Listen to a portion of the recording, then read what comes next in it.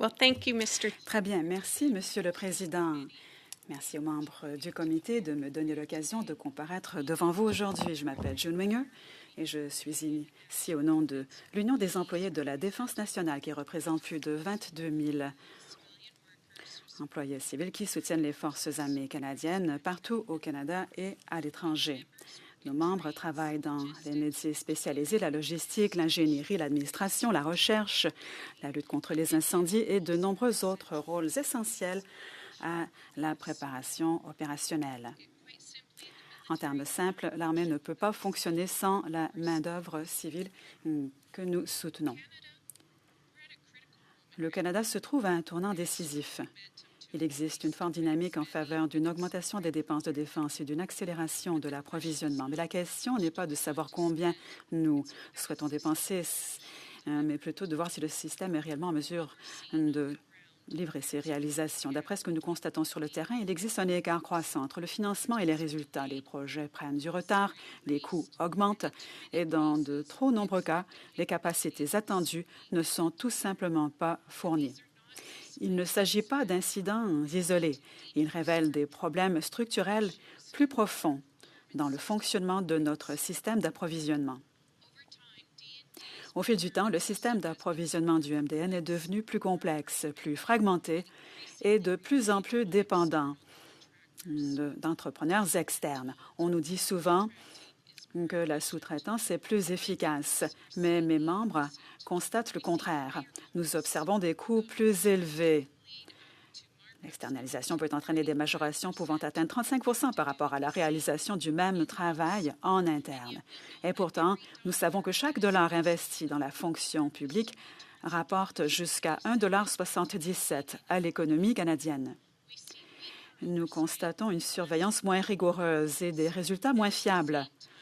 Parallèlement, les capacités internes s'érodent, rendant le système de plus en plus dépendant des sous-traitants au fil du temps. L'un des principaux moteurs de cette tendance est le rôle croissant de Construction et Défense Canada. À l'origine, DCC avait pour mission de soutenir la réalisation d'infrastructures, mais aujourd'hui, son rôle s'est considérablement élargi et la sous-traitance est devenue la norme. La situation à Rive-Cannes a montré à quelle vitesse les coûts peuvent grimper, la surveillance s'affaiblir et la responsabilité devenir floue lorsque le travail est largement sous-traité. Dans le contexte de la défense, les risques sont encore plus grands, car il ne s'agit pas seulement d'argent, mais aussi d'infrastructures, de l'état de préparation et de la sécurité des FAC. À la base des Forces canadiennes de Wainwright, les familles des militaires attendaient avec impatience la construction d'un coût de 18 millions de dollars d'un nouveau centre de ressources pour les familles des militaires.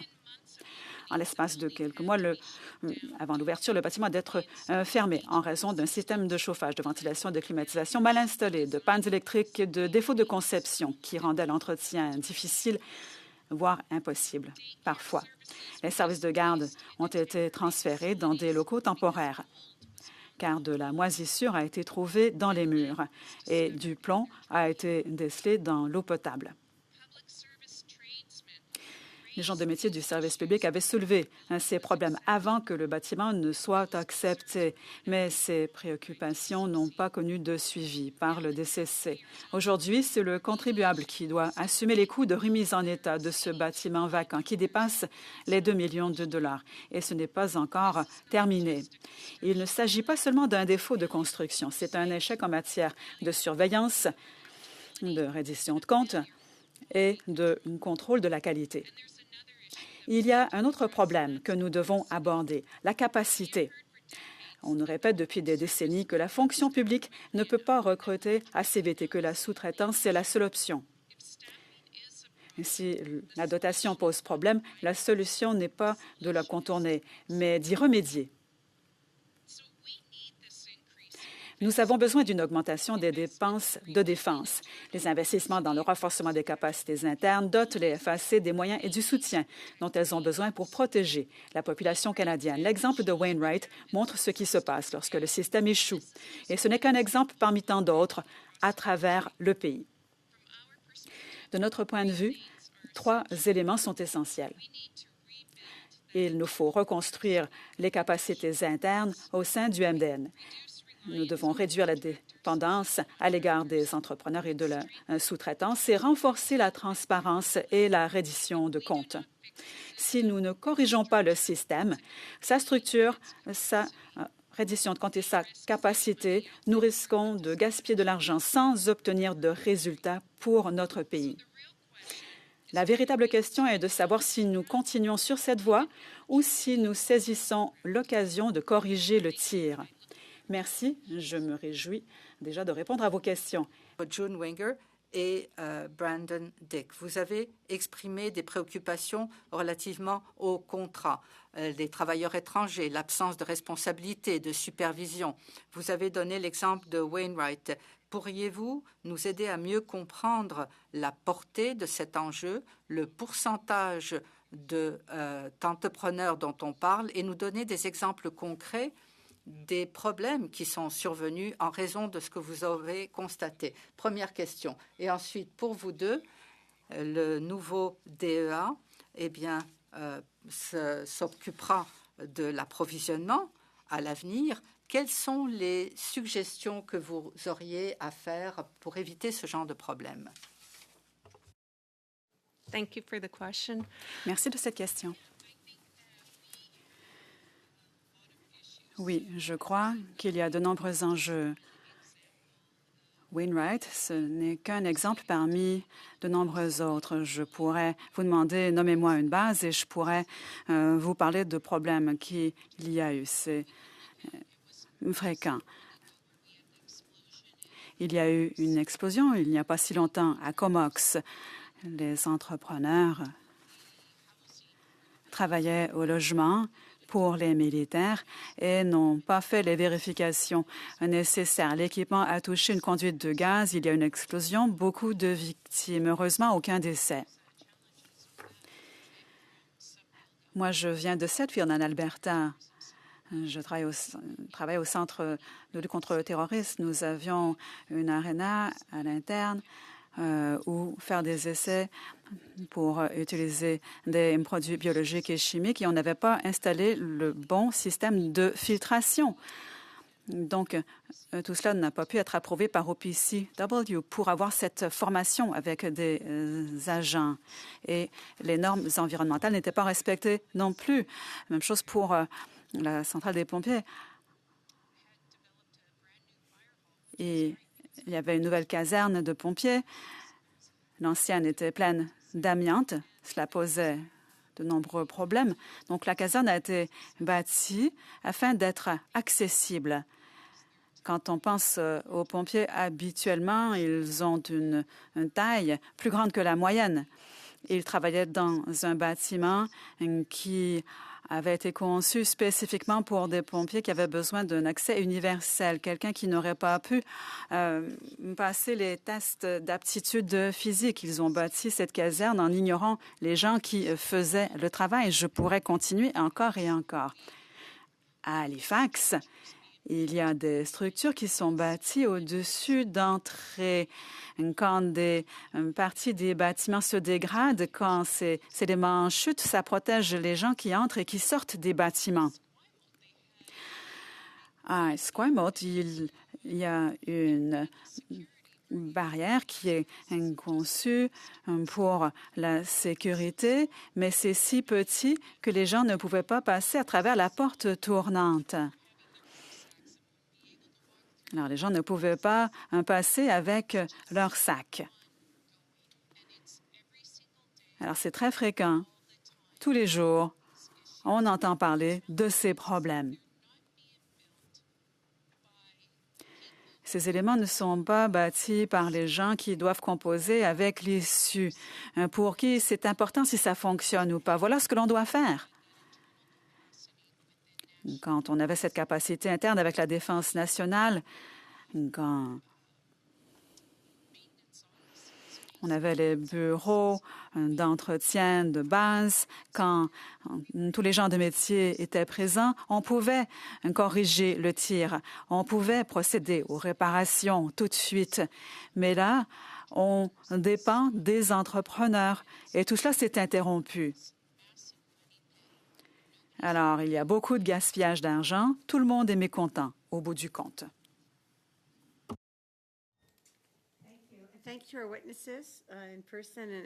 Et aux témoins qui sont avec nous physiquement et virtuellement. Alors que nous avançons notre examen sur l'approvisionnement, j'aimerais commencer par revenir à quelque chose dont on nous a parlé la semaine dernière. Donc, la politique à acheter canadien à l'Agence de l'investissement pour la défense. Alors, on a dit que l'AID mettrait l'accent sur les achats canadiens pour les contrats à hauteur de 100 millions. Il y a beaucoup de contrats en approvisionnement qui tombent sous ce seuil. Alors, pour ces approvisionnements, l'industrie canadienne, on a entendu, n'a même pas l'occasion d'aller de l'avant. Alors, je me demande ce que vous pensez de cela. Alors, je vous propose de répondre d'abord, Mme Winger, et ensuite aux intervenants en virtuel. Est-ce que vous êtes d'accord, en désaccord? Pourquoi, selon vous, existe-t-il cette perception sur le terrain?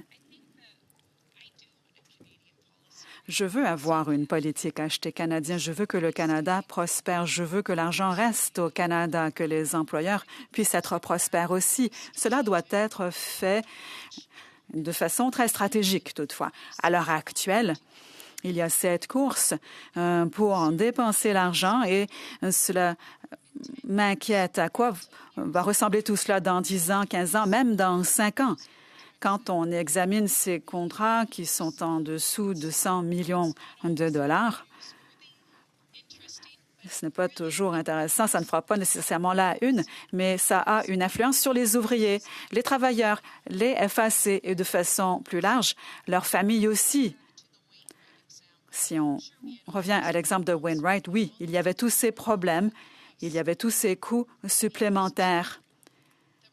Mais il y avait ces enfants qui étaient dans des pièces avec des moisissures dans les murs et des membres se tournaient vers le ministère pour offrir un lieu sécuritaire où leurs enfants pourraient être. Alors, on se demande où sont les priorités.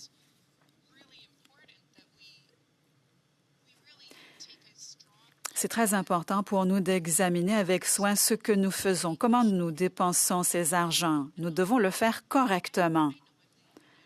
Je sais que je suis la représentante syndicale à la table. Je comprends. Vous pouvez probablement prédire mes propos. J'ai travaillé à temps de poursuite où on a tout arrêté parce que les machinistes ont été congédiés. Il n'y en a plus. Maintenant, on doit attendre que quelqu'un ait porté quelque chose à Medicine Hat, fasse une réparation. Ça va prendre 2 semaines, 3 semaines, parce que nous n'allons pas avoir les mêmes priorités que la compagnie pétrolière. Alors voilà, ce problème se perpétue, s'aggrave. Quand on considère les contrats inférieurs à 100 millions, écoutez, ça arrive au quotidien dans tout ce que nous faisons. Et c'est évitable. Je suis si contente que vous faites ce travail. Quels sont les risques associés à l'approvisionnement quand on se fie sur des entrepreneurs plutôt que la fonction publique? Vous avez déjà parlé de certains lieux, Wainwright et d'autres, mais il y a d'autres risques, n'est-ce pas? Oui. Nous avons constaté des risques. Nous avons constaté des défis où il y a des problèmes en matière de vérification de sécurité. Et il y a des entrepreneurs qui entrent dans des lieux sécurisés sans la code de sécurité adéquate, car leur entreprise est déjà approuvée et cela devient un problème en cas de nouveaux employés. Il y a un retard important dans ces codes de sécurité, particulièrement au niveau plus élevé. Et c'est un défi d'importance. Il y a différents enjeux.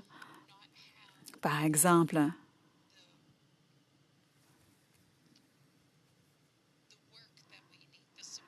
ne pas avoir le soutien dont nous avons besoin Quand on se demande si les entrepreneurs font le travail correctement, si le travail est fait dans son intégralité, c'est la conséquence de cela, comme vous essayez de le souligner. Quand je pense à ma formation, quand on fait des essais, il y a des alliages qui sont sur le terrain. On attend de l'équipement qui vient du centre-ville et c'est un fardeau constant pour nous. Quel en est le résultat? Eh bien, on se tourne les pouces et le travail n'est pas achevé. Nous n'obtenons pas les résultats de ces essais. Ma question est pour Mme Winger. Vous avez beaucoup parlé de problématiques de conception,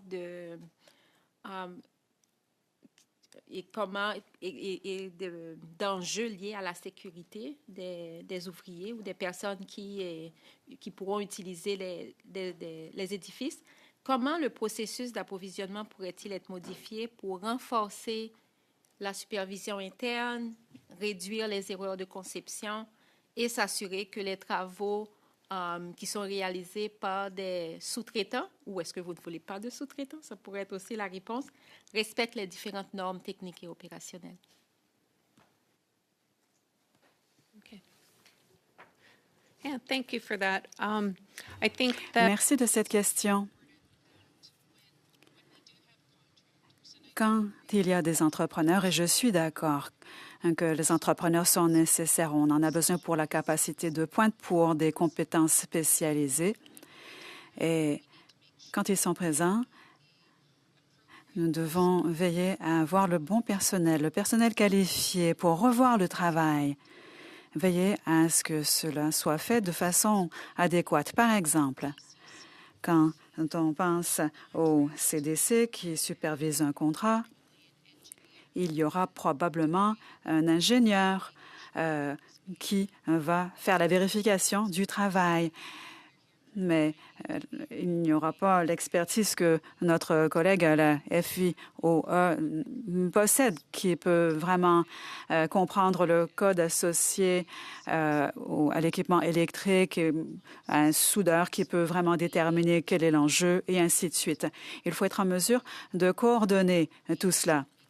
Ça serait très utile pour veiller à ce que ceux qui vont entretenir les installations plus tard comprennent bien comment cela a été bâti et auront confiance en ce bâtiment. Le tout aura été fait de façon adéquate, plutôt que quelqu'un qui fait de son mieux, mais qui ne détient pas les connaissances nécessaires pour respecter les recommandations. Est-ce que ça répond à votre question?